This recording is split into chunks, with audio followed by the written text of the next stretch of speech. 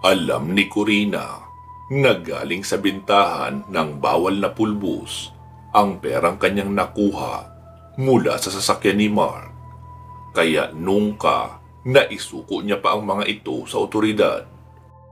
Luhaan man siyang nilisan ang lugar na iyon, alam niyang kahit papaano nakamit niya na ang hustisya at kaligayahan, pati ang katiwasayan na nararapat para sa kanila ng nanay niya. Ginamit nila sa pagsisimula ng panibagong buhay ang perang nakuha niya sa sinunog niyang kotse ni Mark. Lumipat sila ng kanyang ina sa malayong lugar. Dahil nga mas matao sa syudad, doon nila piniling manirahan. Nakabili sila ng murang bahay kung saan doon sila nanatili hanggang sa makapagtapos na nga si Corina ng high school. Ang nanay naman niya ay nagbebenta ng mga sabon na pampaganda. Ika nga ng kanyang ina, habang nabubuhay sila, dapat ay lumaban ng patas at huwag susuko. Kaya ang perang nakuha ni Corina noon ay ginamit din nila sa pagnenegosyo. Sa ngayon, nasa kolehiyo na ang dalaga at pilit na binabago ang kanyang buhay. Kahit papaano, hindi naman naging masaklap sa kanya ang tadhana. Pinakaiiwasan niya pa din na makipagkaibigan sa kung sino-sino lang. Dahil na rin sa kondisyon nilang mag-ina. Mas okay na iyong ganito kaysa nanunugi sila ng mga taong alam nila na wala namang kasalanan sa kanila. Masaya ako anak at nakikitang okay ka na. Sana ay makalimutan mo na ang mga masasamang nangyari sa iyo noon. Alam ko magiging okay din tayo sa syudad. Basta, huwag ka lang bibitaw sa mga pangarap mo. Malumanay na wika sa kanya ni Aling Bella. Muli silang nagyakap ang mag-ina. Opo naman, Nay. Gagawin ko po ang lahat. Maging okay lang po tayo dito. Basta po, mag-iingat ka din sa lahat ng gagawin mo ha. Kita po tayo mamayang hapon. Sige po, papasok na ako. Sige anak, ako naman ay magiging abala maya-maya. Pupunta pa ako sa palengke. Wika ng ginang. Mula nang makalipat sina Bella at Corina sa syudad ng Iloilo, hindi na sila kumatay ng tao. Kontento na sila na magtungo sa palengke tuwing madaling araw para bumili ng laman loob ng baboy at baka sa mga kakontrata nila na magkakatay. Naging abala na ang mag-ina sa kanilang obligasyon sa araw-araw. Mabilis ang naibenta ni Aling Bella ang mga paninda niya sa kanyang mga suki. Naku Mare, alam mo ba, effective sa akin yung sabon na pampaganda na binibenta mo. Sa susunod na linggo, plano ko ang umorder ulit na mas marami sa iyo. Sana naman, pumayag kang maging reseller kami. Pagkausap sa kanya ni Mimi, isa sa mga suki niya na palaging bumibili. Napangiti naman si Bella. Sige, titignan ko ang magagawa ko. Maraming salamat nga pala sa mga order nyo ha. Wika niya na ikinatango naman ng kanyang mga suki. Samantala sa hindi kalayuan, inis na pinagmamasdan siya ng isang babaeng si Elena. Isang negosyante kung saan nagtitinda rin ng mga produktong pampaganda. Kagaya ng rejuvenating set, niacinamide soap at serum, pati na rin mga make-up. May sarili itong pwesto pero nilalangaw ang tinda niya dahil kay Bella na mas nauna pang napagbibilhan kaysa sa kanya. Lecheng babae yan. Baguhan lang naman sa lugar na ito pero masyadong mapapel. Inis niyang wika na ikinalingon sa kanya ng kinakasamang si Marco na isa namang magkakatay. Gusto mo bang ipatira ko na yan sa mga barkada ko? Wika nito na ikinataas ng kilay ng babae. Paano ko naman masisiguro na mga kaibigan mo lang ang titira? Mamaya niyan makisali ka pa eh. Mahal naman, hindi ko gagawin yun. Baka nakakalimutan mo. Ikaw lang naman ang one and only love ko, di ba? Wika ng lalaki na ikinatango naman ni Elena. Siguraduhin mo yan ha? kapag nalaman kong nakipaglindian ka sa pesting iyan, ay dalawa kayong tatanggalan ko ng muka. Asik niya na ikinatawa na lamang ng lalaking si Marco. Sinimulan na nga ng lalaki ang makipaglapit kay Bella. Araw-araw niya itong nakikita at nakakausap. Napapansin niyang mahilig sa laman loob ang babae. Ito ang palaging binibili sa kanilang katayan. Parang nakahiligan mo na yata ang atay at puso ng baboy, Bella ah. Wika niya na ikinangiti ng babae. Hindi naman. Paborito lang kasi ng anak ko. Tsaka, hindi lang din naman yan ang binibili ko, di ba? Bumibili rin ako ng laman tsaka dugo. Aniya na ikinatango naman ng lalaki. Tila nahihiwagaan sila sa mga sinasagot nito sa kanila. Kaso lang, wala na silang balak na patagalin pa ang mga iniisip nila. Kailangan na ni Marco na mapatahimik ang babaeng si Bella. May discount pala yan, Bella. Hayaan mo, gagawin kong doble ang isusupply ko sa iyo. Wika ni Marco na ikinangiti namang muli ni Bella. Hindi man sadyain ni Marco, nahuhumaling siya sa maalindog na anyo ni Bella. Sa bagay, bago niya ito patayin, baka naman pwede niyang matikman muna ang ginang. Para na din siguro siyang nakasiping ng dalaga at inosente. Binalot naman niya kaagad ang mga binili nito. Kaya nagpaalam na ang babae sa kanya. Sininyasan niya naman ang tatlong kasamahan niyang lalaki na sundan si Bella na maglalakad lang papauwi. Ang ganda ni Aling Bella, ano? Parang 30 anyos lang eh. Pero may dalaga ng anak. Naaakit na wika pa ni Brandon na kasunod ni Marco na naglalakad. Sumang-ayon naman sina Tunying at Goryo. Tama, dapat pala mauna ako sa kanya. Natatakam na wika naman ni Tunying na sa tingin kay Bella ay parang isang masarap na pagkain. Ngumisi lang si Marco. Alaga bang nahihibang na kayo? Ako ang mauuna, no? Ako ang pinuno dito, di ba? Kaya ako muna bago kayo. Pinagpapawisang wika ni Marco at napapalunok na sa kanyang mga masasamang binabala. Samantala, mabilis naman ang mga hakbang ni Bella habang naglalakad siya papauwi. May nararamdaman siyang kakaiba. Makailang beses siyang lumingon-lingon at pinagmasdan ang paligid. Parang may sumusunod sa kanya. Ngunit nang suyuri niya ng tingin ang pinanggalingan, ay wala naman siya nakikitang ibang tao. Maliban sa mga panakanakang mga sasakyan na pumaparuot pa rito. Ano ba yan? Bakit iba ang pakaramdam ko? Sana naman walang mangyari na masama. Wika niya sa kamuling humakbang papaalis. Tinaon lang ni Marco na mapadaan sa mas madilim at masukal na bahagi ng kalsada si Bella nang magpasya silang bilisan ang paglalakad. Kailangan na nilang maabutan ang babae. Ilang sandali nga lang nasindak si Bella nang may kumarga sa kanya mula sa likuran. Nagpumiglas ang babae at sinubukang manlaban. Ano ba? Bitawan niyo ako! Ano bang kasalanan ko sa inyo? Nanginginig niyang wika sa pagitan ng pagrereklamo. Ngumisi sina Marco at nilakihan ang mga mata na parabang tinatakot siya.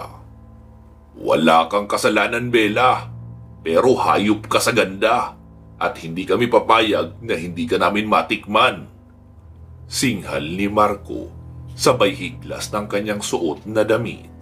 Nahubaran ang babae, kaya tila mga asong ulol ang apat na nakipagpatintero kay Bella nang tangkain nitong tumakas. Mangiyak-ngiyak na tumingala ang babae sa langit, kaya natanaw niya ang maliwanag at bilog na buwan. Bago pa man siya mapakialaman ng apat na lalaki sa pangunguna ni Marco, ay kaagad na siyang nagbago ng anyo. Pumula ang kanyang mga mata at nanlisik ang kanyang tingin nang balingan niya ang mga lalaking iyon. Humaba ang kanyang kuko kasabay ng pagbabago ng kulay ng kanyang balat. Humaba pa ang kanyang mga pangil at lumitaw ang madulas at malalubid na dila na kayang lumingkis. "Walang hiya! Isang aswang!" Singhal ni Tunying at sinubukang tumakbo, pero nagawa siyang sakmali ni Bella. Sinunod niya sina Goryo at Brandon. Hinuli niya si Marco na dahil sa kabiglaan, hindi na nagawa pang depensahan ang sarili. Kaagad siyang sinakmal ni Bella at tinanggalan ng laman loob, pero hindi naman kinain. Pinatay lang ang mga ito at walang kahirap-hirap na dinala sa kanilang tahanan. Nagulat na lang si Corina nang makita ang 4 na bangkay sa likod ng bahay nila kasama ng kanyang ina. Duguan ang ginang at panay ang tikim sa dumikit na dugo sa kanyang kamay. Tila ba nasasarapan sa kanyang mga nakuhang panibagong pangkonsumo. "Nay, ano nangyari? Ano pong ibig sabihin nito?" Naguguluhang tanong ng dalagang anak. Tumingala muna si Bella sa bilog na buwan. Unti-unti, nagagawa na niyang ibalik sa dati ang kanyang anyo. Bumungad kay Corina ang magulong buhok ng kanyang ina. Wala na itong saplot na marahil ay napunit kaninang nagbago siya ng anyo. "Pinakaayaw ko sa lahat ay ang mga nilalang na nang-aabuso ng iba. Ang mga taong walang kasalanan ang nagdudusa sa kagagawa ng mga taong makasalanan. Kamatayan ang sapat na kaparusahan para sa kanila." Wika ni Bella, kaya walang nagawa si Corina kundi hayaan ang kanyang ina. "Hindi ko po akalain na maging sayo ay may gagawa pa ng ganitong klaseng bagay, Nay. Napakahayop talaga ng mga lalaki. Wala na silang ibang pinakikinggan kundi ang sugo ng kanilang makabundong pagnanasa." Galit niyang angil, saka kinalmot pa ang mga bangkay. Hindi niya maiwasang may maalala rito, lalo at nanunumbalik sa kanya ang ginawa sa kanya ng mga kaklase. Nanginginig siya sa labis na galit. Kung pwede lang ay putulan niya ng pagkalalaki ang 4 na muntikan ng dumisgrasya sa kanyang ina ay gagawin niya. Kaso wala rin naman iyong silbi dahil mga patay na iyon. Hindi na nila iyon mararamdaman. "Bukas ay bibili tayo ng malaking freezer, anak, para may paglagyan tayo sa mga ito. Pwede na itong pang-stock para hindi muna tayo bibili ng laman loob sa palengke." Wika ni Bella sa kanyang anak, kaya napatingin ito sa kanya. May punto naman si Bella. Habang may bangkay silang stock ay may pagkain sila. Pero siyempre, pinag-aaralan nilang kumain ng lutong karne ng tao para hindi sila gaanong mapahamak. Salitan sila sa pamimili. Kung minsan naman ay nakakakain pa rin sila sa mga bangkay na mula sa kinukontrata nilang punerarya. Binibili nila ang mga katawang wala namang umaangkin at kumukuhang kamag-anak. Hindi nila binibigla ang kanilang mga sarili. Umaasa sila na balang araw, mababago din nila ang kanilang panlasa at magagawang manumbalik sa pagiging normal na tao. Ginusto ni Bella na magbagong buhay sila at ayaw na sanang mambiktima ng kahit na sino. Pero nagbago na sila ng pinangako matapos ang nangyari sa kanila na mga hindi kanais-nais na bagay. Kinakailangan nilang depensahan ang kanilang sarili. Kaya kahit mahirap ay kailangan nilang pumatay. Ang mga ginagawa lang din naman nilang biktima ay ang mga taong abusado at hindi naaawa sa kapwa. Mga taong mahilig man lamang at saktan ang inosente na walang ibang ginawa kundi ang mamuhay ng normal. Naging permanente na ang pagkonsumo nila ng mga bangkay hanggang sa makilala naman ni Corina ang lalaking si Jet. Isang kriminal ang lalaki. Nasabi yun ni Corina dahil ilang beses niyang nakikitang nandurukot ng pera ang lalaki sa matataong lugar, kung saan dumadaan din naman siya bilang estudyante. Naagaw ni Jet ang pansin ni Corina. Mula noon, palagi nang minamatyagan ng dalaga ang lalaking si Jet. Nagagalit siya sa ginagawa nito, pero hindi siya makahanap ng tiyempo sa paglapit rito. para man lang makumpronta ang binata kung bakit niya ginagawa iyon, hanggang sa maisip ni Corina na makipagkaibigan sa lalaki.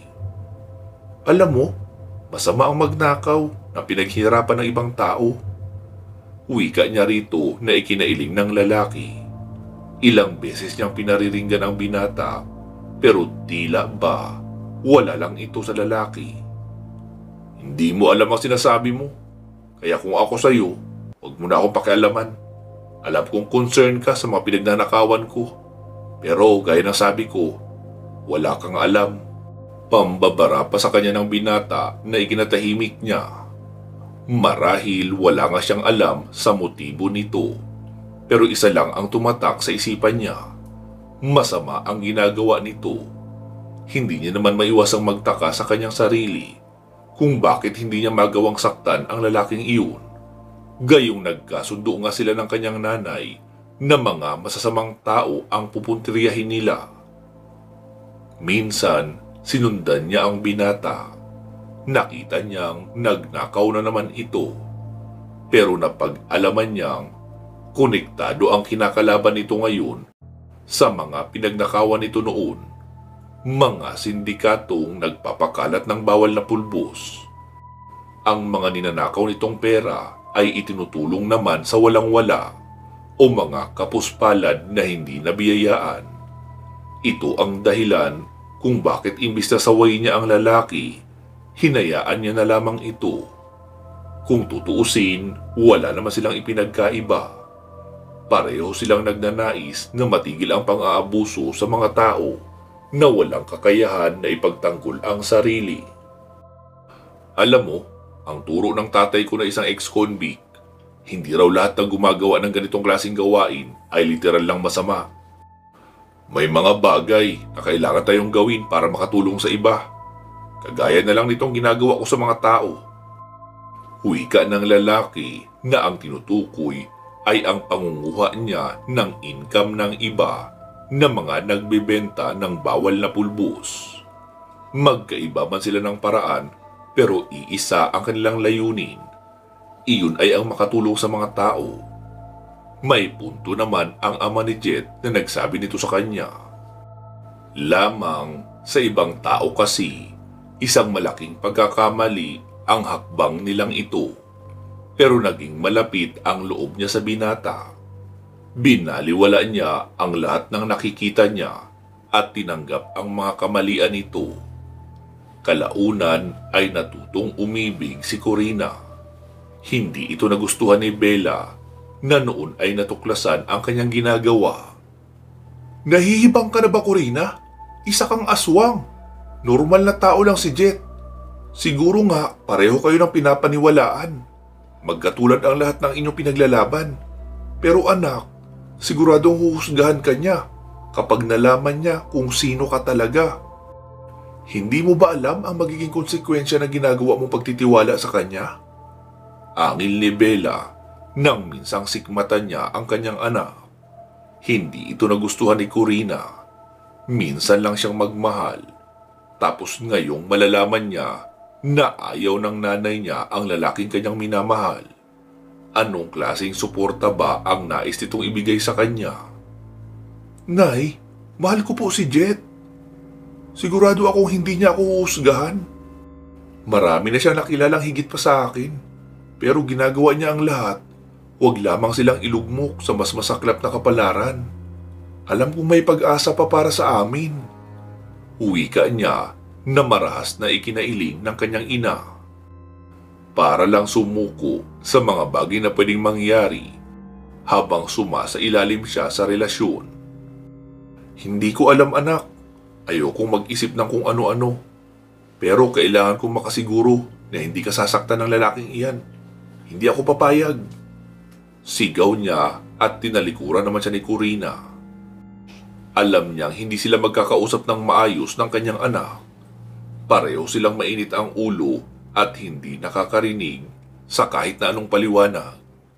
Kaya naman, kailangan niyang magpalamig muna. Si Corina naman, sa isang banda, ay nagpasya ding umalis. Pero hindi para pag-isipan ang mga bagay-bagay, kundi para makipagkita sa lalaking si Jet.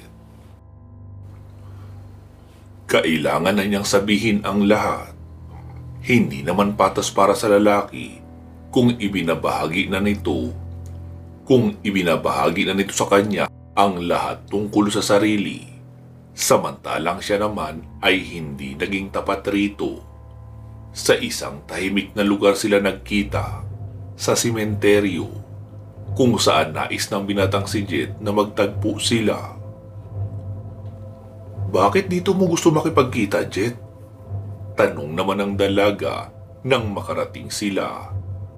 Habang nakatingin sa naroon na mga puntod, sa tabi ng kinatatayuan ng binata, may nakikita siyang dalawang magkatabing lapida na may parehong apelyido. Sinabi sa kanya ng binata noong una iyong magpakilala. Sino sila, Jet? Tanong niya. Ngumiti ng pilit si Jet at yumuko. Sila ang mga magulang ko, Corina. Wika niya na ang tinutukoy ay ang dalawang lapida. Nakakaintinding tumango si Corina at ngumiti.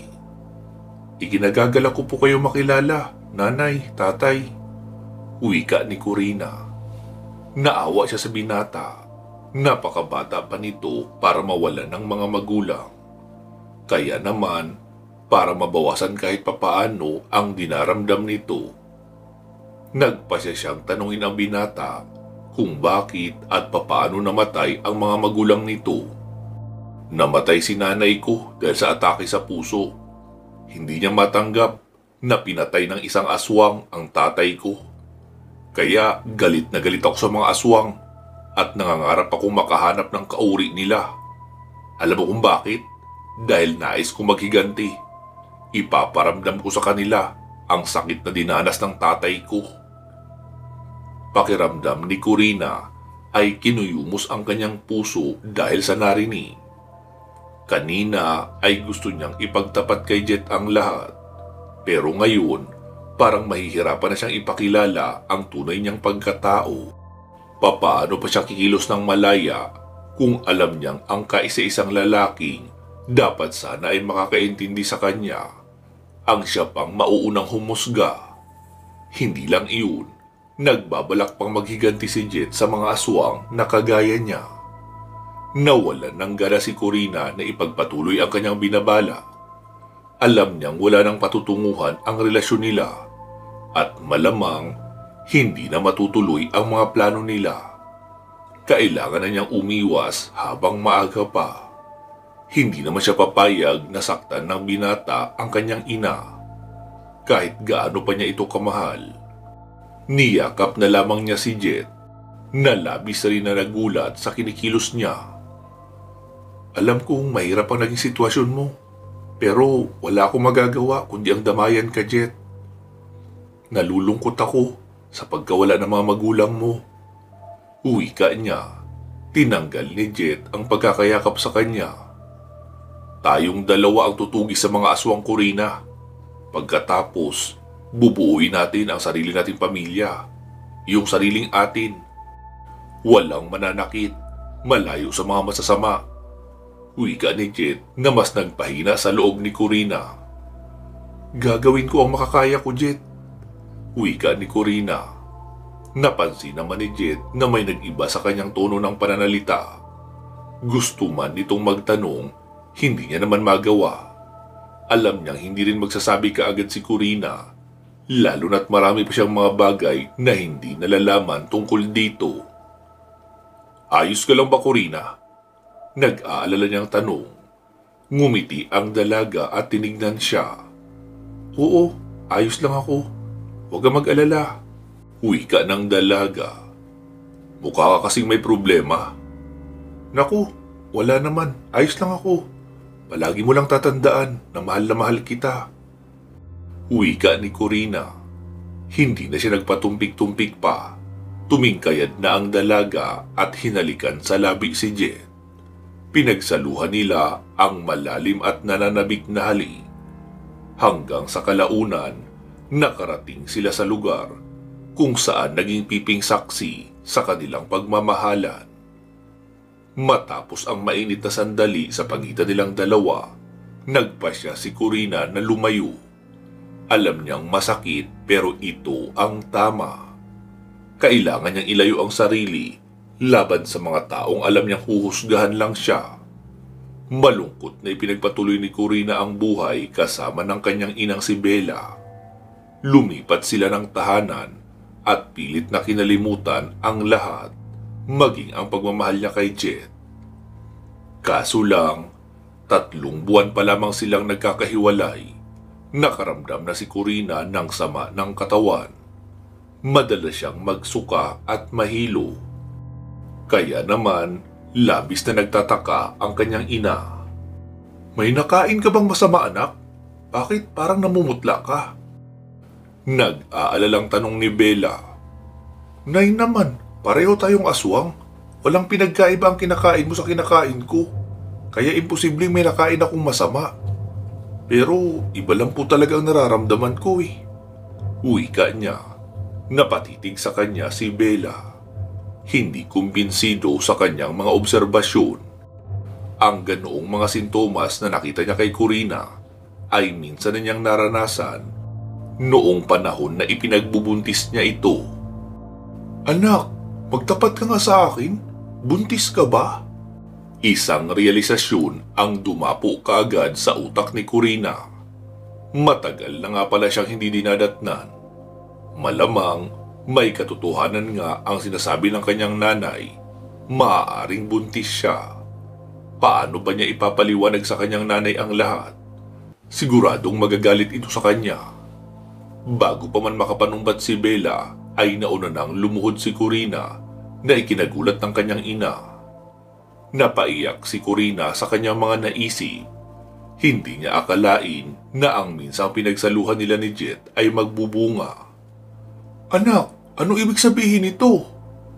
Naguguluhang tanong ng ginang.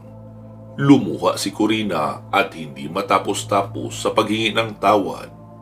Kahit nalilito, hindi naman kaya ni Bella na tiisin ang kanyang anak.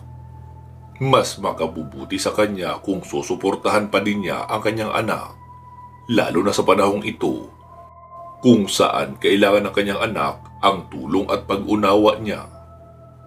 "Huwag kang mag-alala, anak. Hindi naman kita pababayaan. Mamahalin natin ang anak mo. Bubusugin natin ang pagmamahal." Wika pa ni Bella. Napaluhang muli si Corina. "Pero Nay, papaano si Jet?" Nanginginig niyang tanong. Kumikibot-kibot pa ang kanyang labi sa paghikbi. Pero wala naman siyang magagawa kundi ang sabihin sa kanyang nanay ang nilalaman ng puso niya. "Hindi mo ipapaalam kay Jet ang mga nangyari. Kailangan mong itago sa kanya ang katotohanan tungkol sa ipinagbubuntis mo. Iyan ang tatandaan mo." Wika ni Bella. Buo na ang kanyang loob na isikreto ang tungkol sa bata.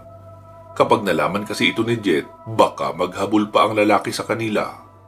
Mas masahol pa, baka bawiin sa kanila ang bata at tuluyan na nga silang ipagkanulo, lalo na kapag nalaman ni Jet na sila ay mga aswang.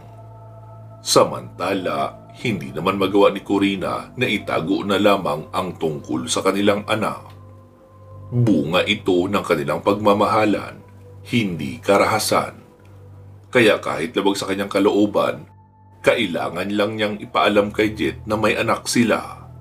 Umaasa siya na magbabago ang tingin sa kanya ng lalaki kapag nalaman nito na may magiging anak na sila. Tumakas siya sa kanilang bahay at hinanap ang lalaking si Jet. Gabi na nang matuntun niya ang tinitirhan nito.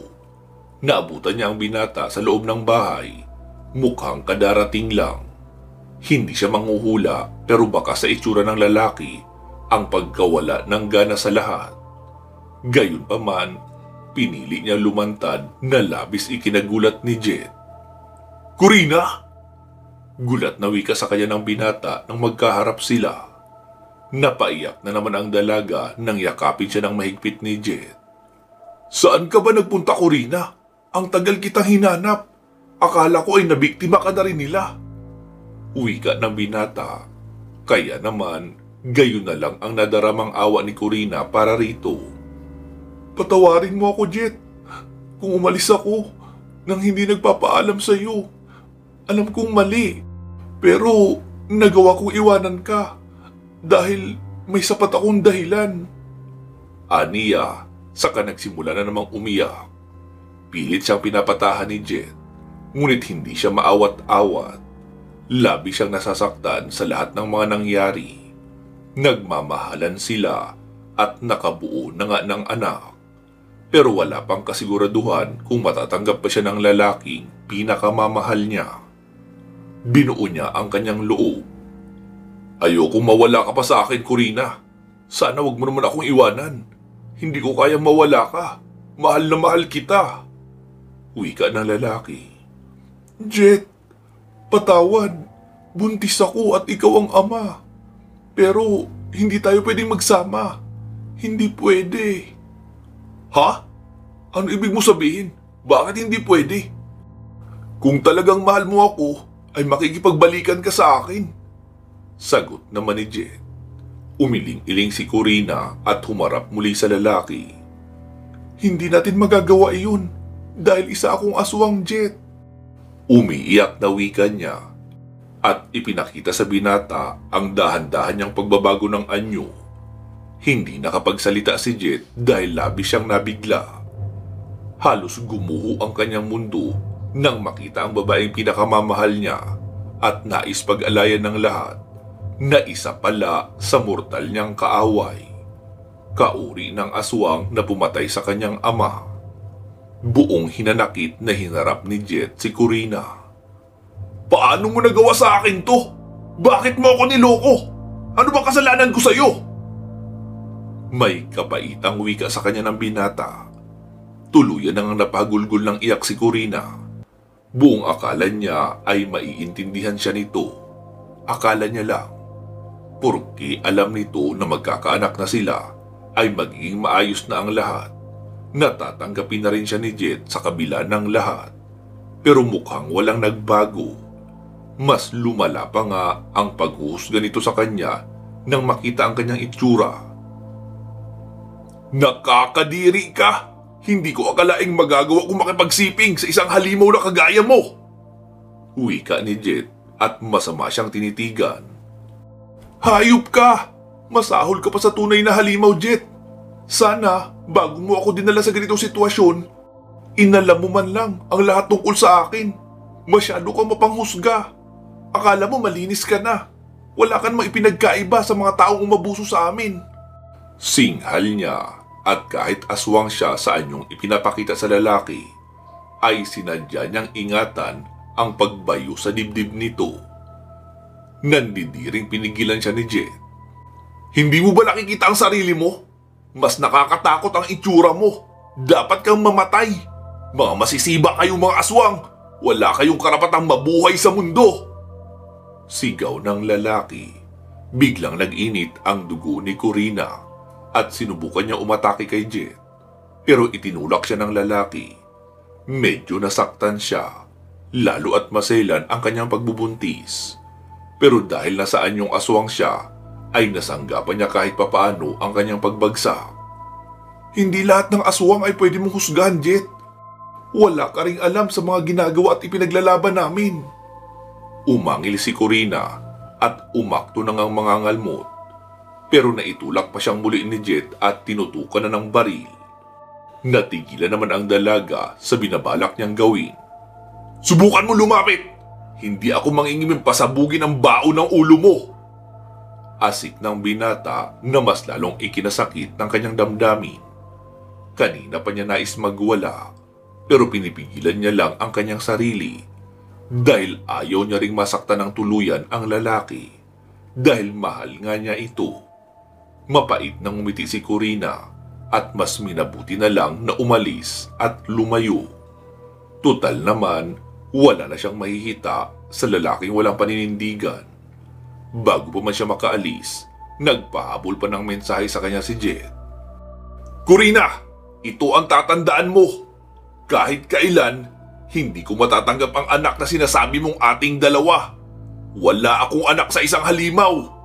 Hindi ako makakapayag na malahian ng masamang klaseng nilalang ang apelyido namin. Kaya bago pa kita mapatay, umalis ka na at huwag ka na magpapakita sa akin. Singhal sa kanya ng lalaki, kaya umiiyak na nilisan niya ang lugar na iyon papalayo sa binata.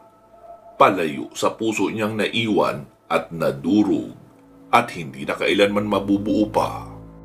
Dahil sa labis niyang galit, pinagdiskitahan niya ang isang bayarang mamamatay tao na nakita niyang mananaksak na sana sa isang madilim na kanto.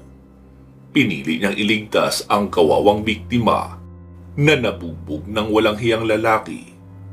Dapat lang yan sa inyo, mga abusado kayo! Gigil niyang wika sa pagitan ng paglamon sa puso nito. Wala siyang pakialam na dumanak ang dugo ng hired killer sa simento matapos niyang warakin ang tiyan nito. Sindak naman siyang pinagmasdan ng nakasaksing biktima. Nagmakaawa pa ito na huwag niyang sasaktan, kaya malumanay niyang kinausap ang biktima. Huwag kang mag-alala, hindi kita sasaktan. Umalis ka na bago pa may makakita sa iyo rito at ibintang itong ginawa ko. Alam kong inosente ka at naging biktima ng mga tao mapang abuso at walang ibang ginawa kundi ang manakit ng kapwa. Sige na, umalis ka na, bilis. Wika niya sa lalaki. Nagawa naman noon na magsabi ng salitang salamat bago nagtatakbo papalayo. Pagka-uwi naman ng bahay ay sinabi niya sa kanyang ina ang kasawian na kanyang sinapit. Niyakap na lamang ni Bella ang kanyang anak. Wala nga naman talagang tatanggap sa kanila dahil sa kanilang pagiging aswang. Gayunpaman, mas mamatamisin nilang manatiling ganito na lamang. Tutal, oras na lumabas ang kanyang anak, ito ang natatanging magmamahal sa kanilang dalawa. Sinabi ko naman sa'yo, di ba? Walang makakaintindi sa'yo kundi ako lang. Wala nang magmamahal sa'yo kundi ako lang din dahil ako ang iyong ina. Kalimutan mo na si Jet, anak. Asikasuhin mo yung magiging anak mo. Wika pa ni Bella at niyakap niya ng mahigpit si Corina. Makalipas pa ang ilang buwan, isinilang ni Corina ang isang malusog na batang lalaki. Pinangalanan niya itong Josh. Naging mabuting bata si Josh sa kabila ng katotohanan na alam niya ang tungkol sa tunay na katauhan ng kanyang ina at lola. Hindi niya kailanman hinusgahan ang mga ito. Tinanggap niya ng bukal sa kanyang puso ang dalawang babaeng nagbigay sa kanya ng buhay. Pinili nilang manirahan sa isang lugar na walang nakakakilala sa kanila. Lumipat sila sa ibang bayan at nanirahan ng maayos at matiwasay na malayo sa mga mapanghusgang tao. Wakas. Maraming salamat po sa inyong pakikinig. Mag-iingat po kayo palagi at hanggang sa muli.